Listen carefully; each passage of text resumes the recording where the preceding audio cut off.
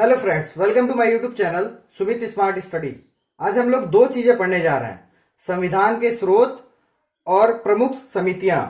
ठीक है, संविधान के स्रोत का मतलब ये है कि संविधान में कई चीजें जो हैं कई देशों से ली गई हैं और कुछ तो 1935 जो अधिनियम था उसके तहत ली गई हैं। ठीक है, तो क्या क्या चीजें ली गई हैं, उसमें क्या क्या इंपॉर्टेंट है जो एग्जाम में आता है, उससे रिलेटेड आज हम लोग डिस्कस करेंगे। तो चलिए आइए सबसे पहले हम संविधान के स्रोत की बात करते हैं। इसमें पहला हमने लिया है भारत शासन अधिनियम 1935। देखिए 1935 में एक अधिनियम पारित हुआ था जिसमें कई सारे अनुच्छेद थे। ठीक है, तो लगभग 250 अनुच्छेद जो हैं उसी रूप में या कुछ परिवर्तन के साथ हमारे जो संविधान है उसमें लिए गए। ठीक है, सर्वाधिक प्रभाव जो है संविधान पर इसी अधिनियम का था। ठीक है, 1935 का। ठीक है, अगर ऐसे कोई क्वेश्चन आता है तो आप इसको कर सकते हैं इस तरीके से।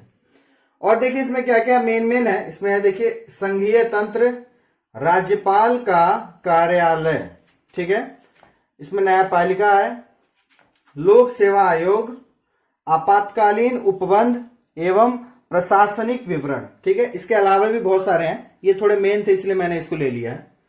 चलिए दूसरा देखते हैं। दूसरा जो है ब्रिटेन के संविधान से लिया गया है। ठीक है, अब देखिए ब्रिटेन के संविधान से क्या क्या लिया गया है। संसदीय शासन प्रणाली। ठीक है, संसद का जो शासन प्रणाली है वो लिया गया है। विधि का शासन, एकल नागरिकता। ठीक है, इंपॉर्टेंट है ये सब जो ऊपर के 3-4 दिख रहे हैं आपको, ये देखिए द्विसदनीय व्यवस्था, ये सब इंपॉर्टेंट है। ये सब क्वेश्चंस आ चुके हैं। ठीक है, पीसीएस में भी आए हैं, फिर आपके एसएससी सीजीएल में आ रखा है, 10+2 में आ रखा है, तो ये सब इंपॉर्टेंट है। ये सब आप याद रखिएगा, नोट्स बना लीजिएगा। अब इसमें है देखिए लोकसभा के प्रति मंत्रिमंडल का सामूहिक उत्तरदायित्व, ये अनुच्छेद 75 के तीसरे में बोला गया है। देखिए लोकसभा में सबसे मेन क्या होता है, प्रधानमंत्री और उसका मंत्रिमंडल। ठीक है, उसी की बात की गई है यहाँ पे। अब देखिए राष्ट्रपति की औपचारिक प्रधानता। ठीक है, देखिए हमें आपको पता ही है कि हमारे देश में राष्ट्रपति एक तरीके से नाम मात्र के होते हैं, क्योंकि सबसे मेन जो शासन होता है वो प्रधानमंत्री हैंडल करता है। ठीक है, दिखाने वाला हिसाब किताब है राष्ट्रपति का। ठीक है, अब देखिए एकल न्यायिक प्रणाली।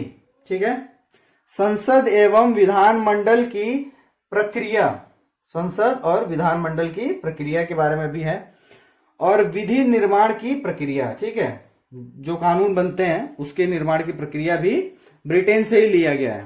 ठीक है, तो चलिए तीसरे पॉइंट पे चलते हैं। तीसरा इसमें आता है हमारा संयुक्त राज्य अमेरिका के संविधान से जो लिया गया है। ठीक है, यूएसए जिसको बोला जाता है। इसमें सबसे मेन है देखिए मूल अधिकार।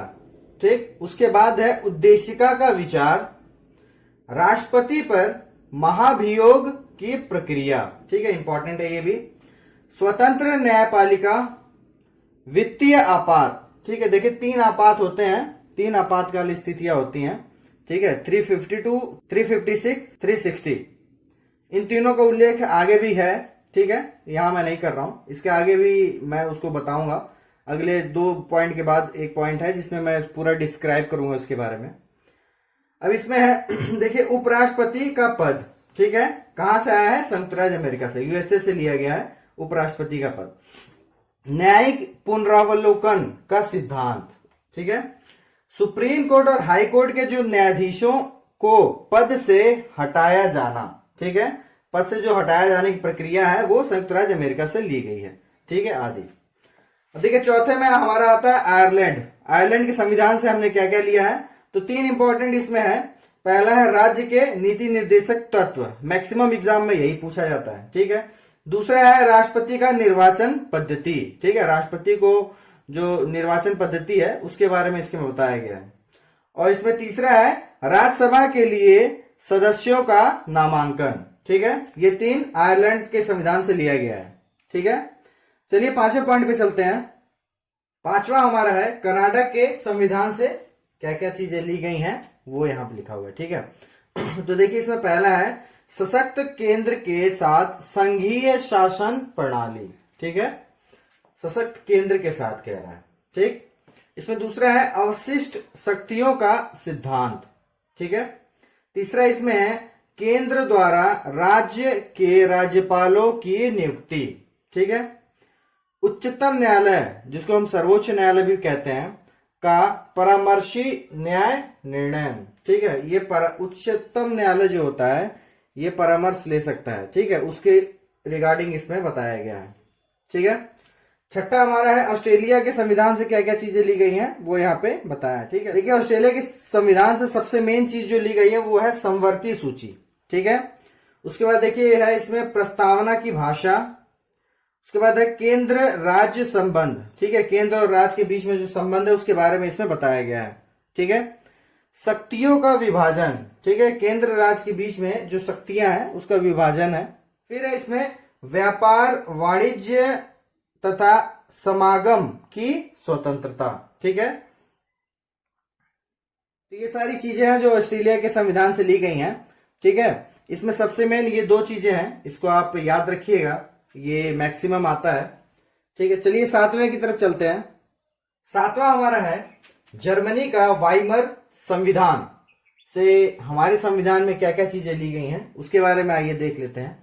तो देखिए इसमें सबसे इंपॉर्टेंट है आपातकाल के समय मूल अधिकारों का स्थगन। ठीक है। जो हमारे मूल अधिकार होते हैं वो निलंबित हो जाते हैं। ठीक है। लेकिन देखिए जब वित्तीय आपात लगता है तब ऐसा नहीं होता है। ठीक है। वित्तीय आपात अलग चीज है। ठीक है। अब देखिए तीन तरीके के आपातकाल होते हैं। ठीक है। मैं उसको पहले आपको बता दे रहा हूं। अनुच्छेद 352 में आपात की उद्घोषणा के बारे में बताया गया है। ये वो आपातकाल है जब बाहरी आक्रमण या दूसरे देशों से कोई खतरा होने के बाद ये आपातकाल लगाया जाता है। ठीक है। दूसरा हमारा है अनुच्छेद 356 के तहत आता है ये राज्यों में राष्ट्रपति शासन। ठीक है। जब कोई राज्य वहां की व्यवस्था नहीं संभाल पाती है या बहुत सारी चीजें गड़बड़ हो जाती हैं तब वहां पे राष्ट्रपति शासन लगाया जाता है। ठीक है। और तीसरा है हमारा वो अनुच्छेद 360 में आता है वित्तीय आपात। ठीक है। जब हमारी अर्थव्यवस्था गड़बड़ हो जाती है या पैसे की जो लेन देन है वो गड़बड़ हो जाता है। ठीक है। उस स्थिति में वित्तीय आपात लगाया जाता है। अब देखिए यहां पे जो बोला है आपातकाल के समय मूल अधिकारों का स्थगन। ठीक है। देखिए मूल अधिकारों का स्थगन तो होता है लेकिन दो चीजों का ये निलंबन नहीं हो पाता है। उसमें क्या क्या है आपका अनुच्छेद 20 और अनुच्छेद 21। ठीक है। देखिए आपात के समय राष्ट्रपति अनुच्छेद 20 तथा अनुच्छेद 21 के सिवा अन्य सभी मूल अधिकारों को निलंबित कर सकता है। ठीक है। 20-21 को नहीं कर सकता है। अब 20-21 है क्या ये देख लीजिए। अनुच्छेद 20 में कहा है कि अपराधों के लिए दोष सिद्धि के संबंध में संरक्षण प्रदान करता है। ठीक है। दोष सिद्धि का मतलब ये है मान लीजिए आपने कोई अपराध किया है, जब तक वो दोष सिद्ध ना हो जाए उसके संबंध में संरक्षण प्रदान करता है। ठीक है। ये अनुच्छेद 20 में। ठीक है।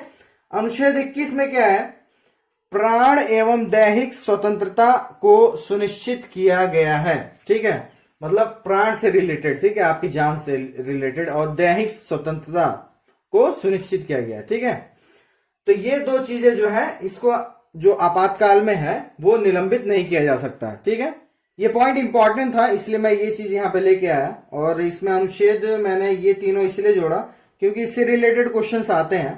ठीक है। और भी वीडियोस बनाऊंगा जिसमें मैं अनुच्छेद से रिलेटेड टॉपिक्स को लेके आऊंगा तो उसमें भी इसका जिक्र होगा, लेकिन मैं सोचा इसको अलग से एक बता दूं। ठीक है। चलिए 8वें पॉइंट पे चलते हैं।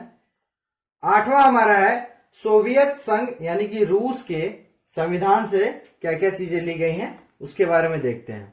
देखिए पहले सोवियत संघ था, उसके बाद कई देशों में वो बट गया। ठीक है। उसको फिलहाल हम रूस जानते हैं। ठीक है। इसमें सबसे मेन है मूल कर्तव्य। ठीक है। सोवियत संघ के संविधान से मूल कर्तव्य लिया गया था। ठीक है। प्रस्तावना में न्याय का आदर्श सामाजिक आर्थिक तथा राजनीतिक। ठीक है।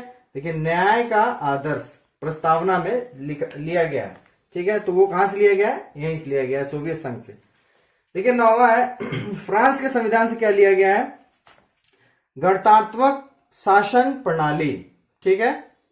और दूसरा इसमें है प्रस्तावना में स्वतंत्रता समता तथा बंधुता का आदर्श। ठीक है। स्वतंत्रता का फिर समानता का बंधुता का आदर्श है। ठीक है। प्रस्तावना में जो है वो फ्रांस से लिया गया है। ठीक है, देखिए सोवियत संघ से भी प्रस्तावना में लिया गया है और फ्रांस से भी लिया गया है। ठीक है, 11वां हमारा है दक्षिण अफ्रीका। इसमें एक सबसे मेन है, वो है संविधान की संशोधन पद्धति। ठीक है, संविधान में जो संशोधन होते हैं उसकी जो पद्धति है वो दक्षिण अफ्रीका से ली गई है। और इसमें है राज्यसभा के सदस्यों का निर्वाचन। जो राज्यसभा के सदस्यों का निर्वाचन होता है, वो जो प्रक्रिया है वो पूरा दक्षिण अफ्रीका से लिया गया है। ठीक, 11वां हमारा है जापान के संविधान से क्या चीजें ली गई हैं, वो लिया गया है विधि द्वारा स्थापित प्रक्रिया। ठीक है, ये जापान से लिया गया है। देखिए मेन मेन चीजें हैं जो एग्जाम में आते हैं, इसलिए मैं लिया हूं। ये जो भी आपको यहाँ दिख रहा है 8वां 9वां 10वां 11वां, ये सब एग्जाम में आ चुके हैं। ठीक है, कोई भी इसमें चीज है नहीं जो बची हुई है। इसमें एक दो चीजें मैंने एक्स्ट्रा इसलिए ली हैं जो इंपॉर्टेंट है, क्योंकि देखिए ये मूल कर्तव्य ये हमेशा रिपीट हुआ है सोवियत संघ से रिलेटेड, और प्रस्तावना का मैंने लिया है क्योंकि यही इसके बाद यही इसमें इंपॉर्टेंट है। ठीक है, कई बुक्स में भी मैंने देखा है, ये इंपॉर्टेंट लगा मेरे को, इसलिए मैंने लिया है यहाँ पे। तो आइए अब जो प्रमुख समितियां हैं उसके बारे में हम पढ़ लेते हैं। ठीक है, संविधान सभा की प्रमुख समितियां एवं उसके अध्यक्ष। ठीक है, तो पहला इसमें है जो डॉक्टर राजेंद्र प्रसाद इसके अध्यक्ष हैं। ये 3 समितियां हैं। पहला इसमें संचालन समिति, दूसरा है झंडा समिति जिसको हम बोलते हैं, तीसरा है प्रक्रिया नियम समिति। ठीक है, ये तीनों डॉक्टर राजेंद्र प्रसाद इसके अध्यक्ष थे, इन तीनों के। ठीक है, दूसरे में है संघ संविधान समिति और संघ शक्ति समिति। इन दोनों के अध्यक्ष जो हैं वो पंडित जवाहरलाल नेहरू थे। ठीक है, इसमें तीसरा है प्रांतीय संविधान समिति और सलाहकार समिति। इन दोनों के अध्यक्ष थे सरदार वल्लभ भाई पटेल। ठीक है, ये जो 2 3 4 मैं आपको बता रहा हूं शुरू के, ये इंपॉर्टेंट है, ये क्वेश्चंस आते हैं। इसमें चौथा है प्रारूप समिति। ठीक है, इसके अध्यक्ष थे डॉक्टर भीमराव अंबेडकर। ठीक, 5वां है इसमें वित्तीय एवं स्टाफ समिति। इसके अध्यक्ष थे A.N. सिन्हा। 6ठा इसमें है मूल अधिकार उप समिति। इसके अध्यक्ष थे J.B. कृपलानी। ठीक है, इसमें देखिए 7वां है आपका अल्पसंख्यक उप समिति। इसके अध्यक्ष थे H.C. मुखर्जी। और 8वां और लास्ट इसमें है कार्य संचालन समिति, जिसके अध्यक्ष थे डॉक्टर K.M. मुंशी।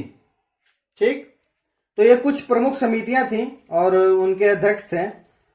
तो इस वीडियो में आपको 2 चीजें देखने को मिली। पहला, संविधान के स्रोत, किस किस देश से हमने कौन कौन से स्रोत लिए हैं संविधान में, और दूसरा प्रमुख समितियां और उनके अध्यक्ष। तो अगर आपको वीडियो अच्छा लगा हो तो प्लीज वीडियो को लाइक करें, और चैनल को अगर आपने अभी तक सब्सक्राइब नहीं किया तो प्लीज सब्सक्राइब कर लें, और बेल आइकन को जरूर दबा लें ताकि मैं जो भी वीडियो अपलोड करूं वो आपको उसका नोटिफिकेशन मिलता रहे। Thank you.